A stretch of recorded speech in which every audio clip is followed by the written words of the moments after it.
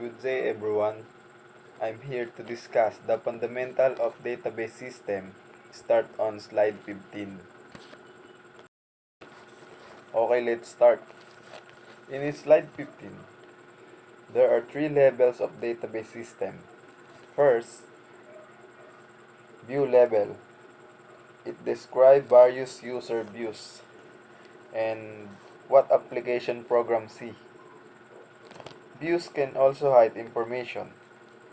Second, logical level. Structure and constraint for the entire database. And lastly, physical level. It is actual physical storage structure and access path. It describes how a record is stored. Next is slide 16. A simplified database system environment. The user or programmers will going to use the application programs or queries to the DBMS software. The software will going to process the queries or programs and to access stored data. Next slide, slide 17. There are different types of users here. DBA staff will going to use the DDL compiler.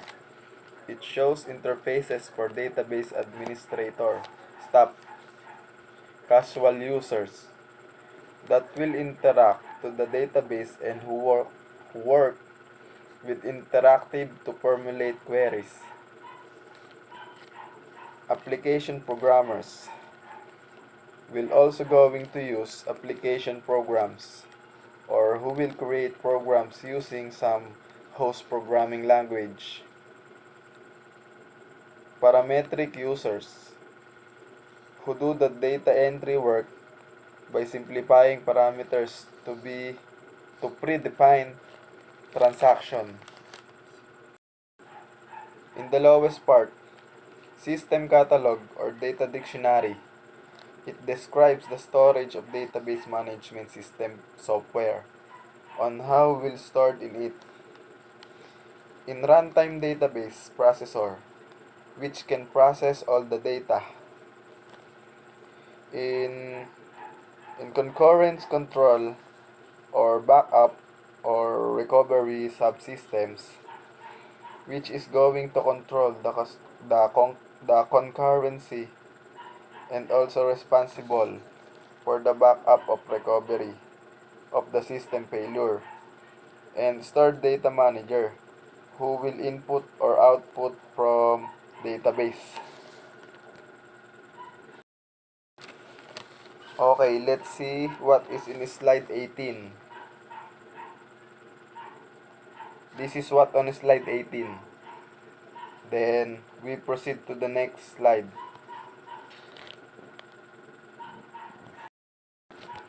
Slide 19. What a DBMS facilitates. Define a particular database in terms of its data types, structures, and constraints. Construct or load the initial database contents on a secondary storage medium. Manipulating the database. Retrieval, querying, generating reports. Modifications. Insertion, deletion, and updates to its contents. Accessing the database through web applications. Processing and sharing via sets of concurrent users and application programs, yet keeping all data valid and consistent. Slide 20.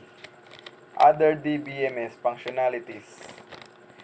DBMS may additionally provide protection or security measures to prevent unauthorized access. Active processing to take internal actions on data. Presentation and visualization of data. Maintenance of the database and associate programs over the lifetime of the database applications. Slide 21. Application programs and DBMS. Applications interact with a database by generating queries that access different parts of data and formulate the result of the request. Transactions that may read some data and updates certain values or generate new data and store that in the database.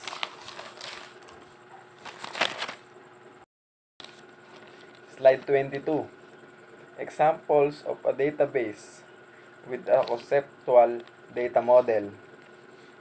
MiniWorld, for the example, part of the university environment.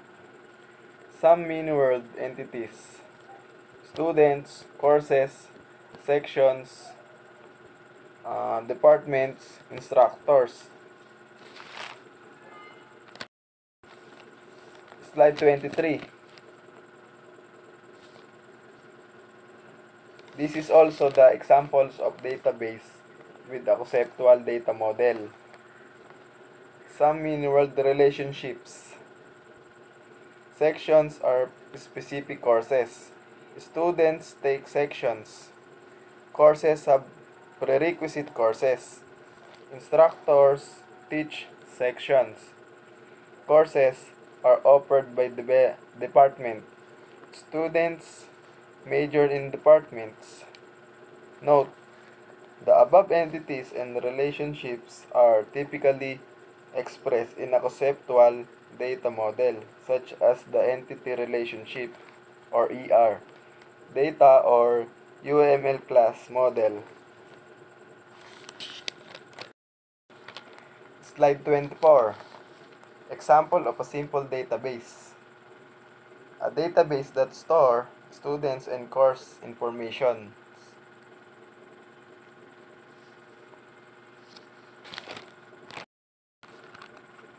Slide 25.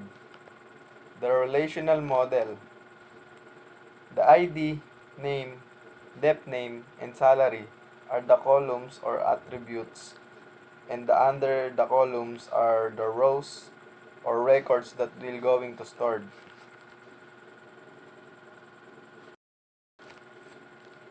Slide 26.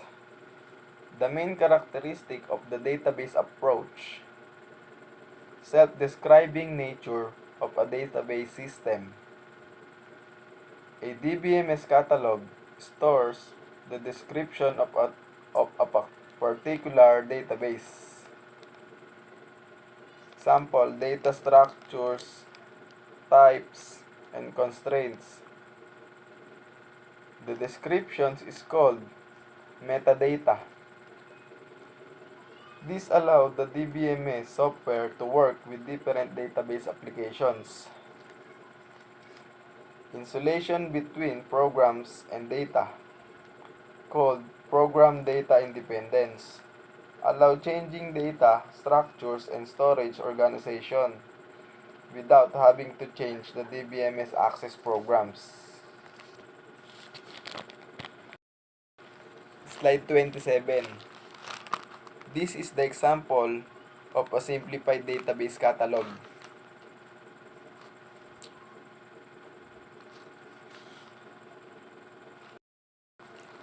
Slide 28. Main characteristics of a database approach continued. Data abstractions. A data model is used to hide storage detail and present the user with a conceptual view of the database.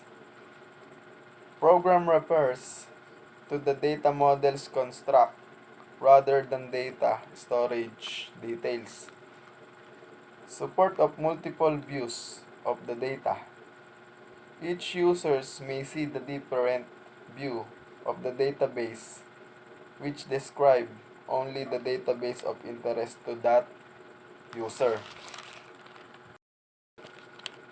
Slide 29.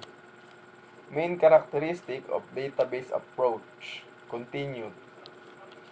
Sharing of data and multi-users transaction processing, allowing a set of concurrent users to retrieve from and to update the database. Concurrency control within the DBMS guarantees that each transaction is correctly executed or aborted. Recovery subsystem ensures each completed transaction has its effect permanently recorded in the database. OLTP, Online Transaction Processing, is a major part of database applications allow hundreds of concurrent transactions to execute per seconds. Slide 30. Database users. Users may divide into those who actually use and control the database content and those who design, develop, and maintain database application, called actors on the scene, and those who design and develop the DBMS software and related tools, and the computer system operators, called worker behind the scenes. Slide 31. Database users, actor on the scene. Actors on the scene.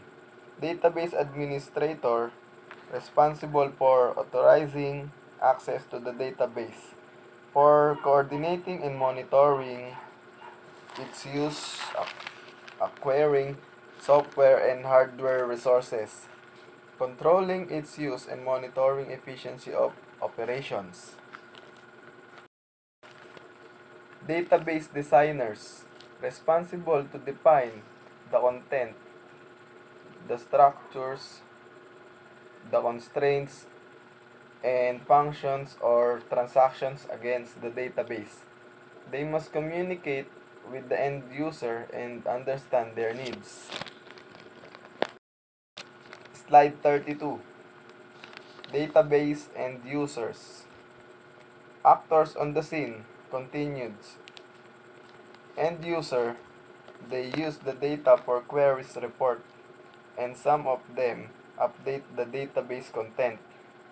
End user can be categorized into casual, access database occasionally when needed. Naive or parametric, they make up large section of the end user population. They use previously well-defined function in the front of can transaction against the database. User of mobile app mostly fall in this category. Bank teller or reservation clerk are parametric user who do this activity for an entire shift of operation. Social media users post and read informations from websites. Slide 33. Continuation of database and users.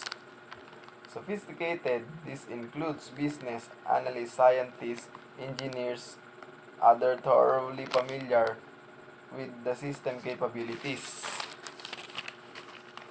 Many use tools in the form of software package that work closely with the stored database.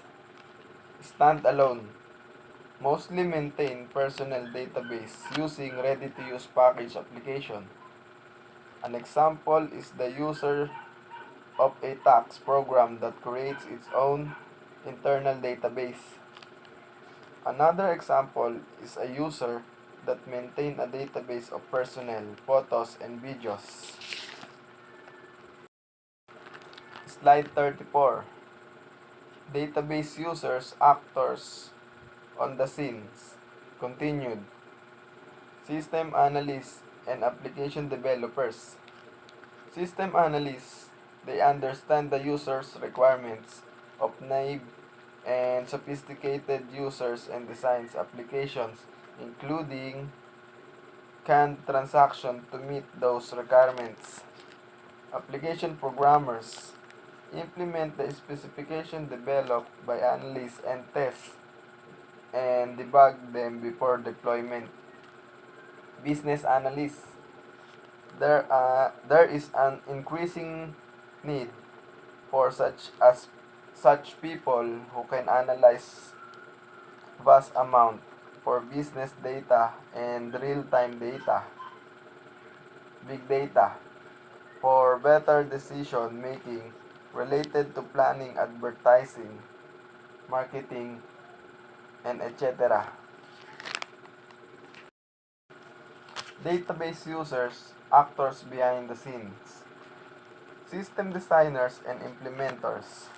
Designers and implement DBMS package in the form of modules and interfaces and test and debug them. The DBMS match interface with the application, language, compiler, operating system components, etc.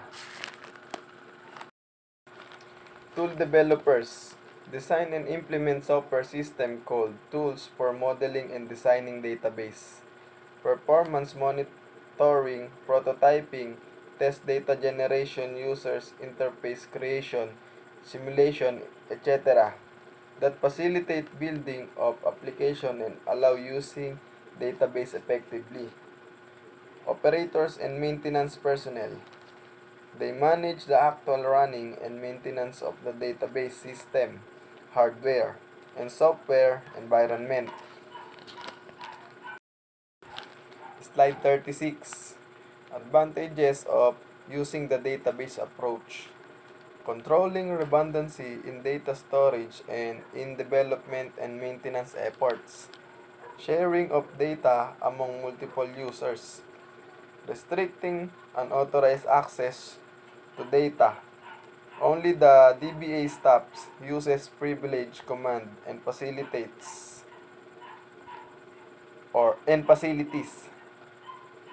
Providing persistent storage for our program objects.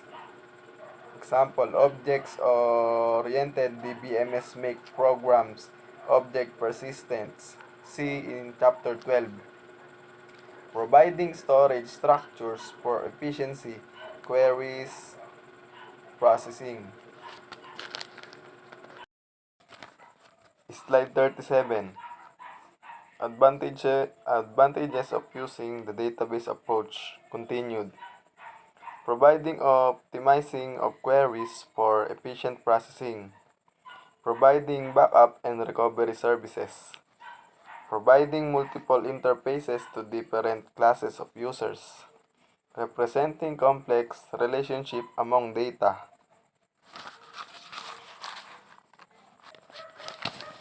Enforcing integrity constraints on the database. Drawing interference and action from the stored data using deductive and active rules and triggers. Slide 38. Additional implications of using the database approach.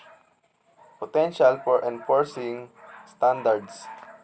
Standards refer to data item names, display, format, screens reports, structures, metadata, description of data, web page layout, etc.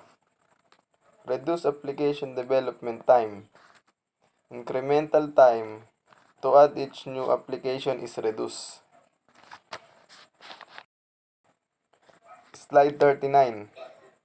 In addition, implications of using the database approach. Continued.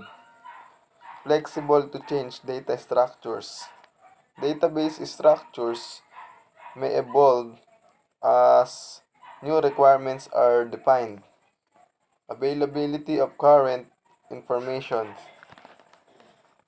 Extremely important for online transaction system such as shopping, airlines, hotel, cars reservation.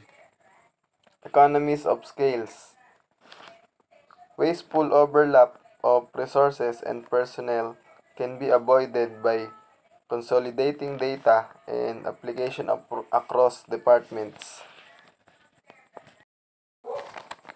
Slide 40. Historical development of database technology. Early database applications. The hierarchical and network models were introduced in mid-1960s and dominated during the 70s. A bulk of the worldwide database processing still occurs using these models, particularly the hierarchical models using IBM's IMS systems. Relational model-based systems. Relational model was originally introduced in 1970, was heavily researched and experimented within IBM research and several universities. Relational DBMS product emerged in the early 1980s.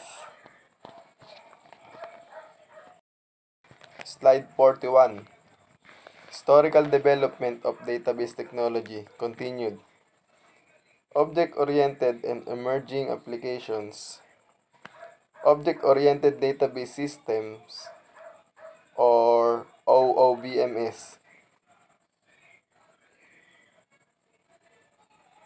were introduced in late 1980s and early 1990s to to cater the to the need of complex data processing in the CAD and other applications. Their use has not taken off much. Many relational DBMS have incorporated objects, database concept, leading to a new category called Object Relational DBMS or ORDBMS. Extended Relational System add further capabilities. Example for multimedia data, text, XML, and other data types. Slide 42. Historical development of database technology continued. Data on the web and e-commerce applications. Web contains data in HTML or hypertext markup language with link among pages, has given rise to a new set of application, and e-commerce is using new standards like XML or extended markup language. Script programming languages such as PHP and JavaScript allow generation of dynamic web page that are partially generated from a database. Also allow database updates through web page. Slide 43. Extending database capabilities. 1. New functionality is being added to DBMS in the following areas: scientific applications, physics, chemistry, biology, genetics, spatial, weather, earth, and atmosphere sciences, and astronomy. XML or Extensible Markup Language. Image storage and management. Audio and video data management. Time series and historical data management. The above gives rise to new research and development in incorporating new data types, complex data structures, new operations and storage, and indexing scheme in database systems. Slide 44. Extending database capabilities. 2. Background since the advent of the 21st century. First decade of the 21st century has seen tremendous growth in user-generated data and automatically collected the data from application and search engines. Social media platforms such as Facebook and Twitter are generating millions of transactions a day, and businesses are interested to tap into this data to understand the users, Cloud storage and backup is making unlimited amount of storage available to users and applications. Slide 45. Extending database capabilities 3. Emergence of big data technologies and NoSQL database. New data storage, management, and analysis technology was necessary to deal with the onslaught of data in petabytes a day in some application. This started being commonly called as big data.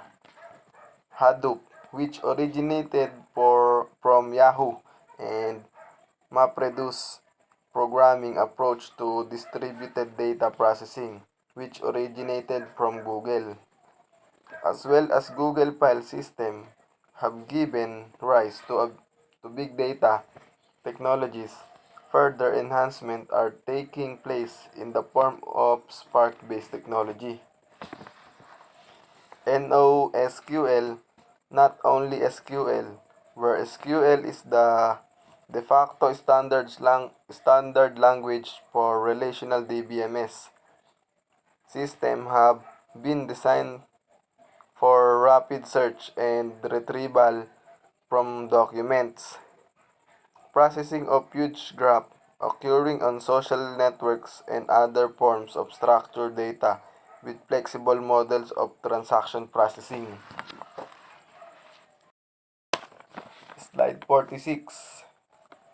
When not to use a DBMS. Main inhibitors of using a DBMS. High initial investment and possible need for additional hardware. Overhead for providing generality, security, concurrency control, recovery, and integrity functions. When a DBMS may be unnecessary. If the database and application are simple, well-defined, and not expected to change. If access to data by multiple users is not required. When a DBMS may be infeasible. In embedded system, where a general purpose DBMS may not fit in available storage. Slide 47. When not to use a DBMS. When no DBMS may suffice if there are stringent real-time requirements that may not be met because of DBMS overhead. Example, telephone switching system. If the database system is not able to handle the complexity of data because of modeling limitations. If the database users need special operation not supported by the DBMS. Last slide, slide 48. This is a chapter summary. Types of database and database applications. Basic definitions, typically DBMS functionality. Example of database, university. Main characteristic of the database approach. Types of database users. Advantages of using database approach. Historical development of database technology. Extending database capabilities. When not to use databases. That's all. Thank you.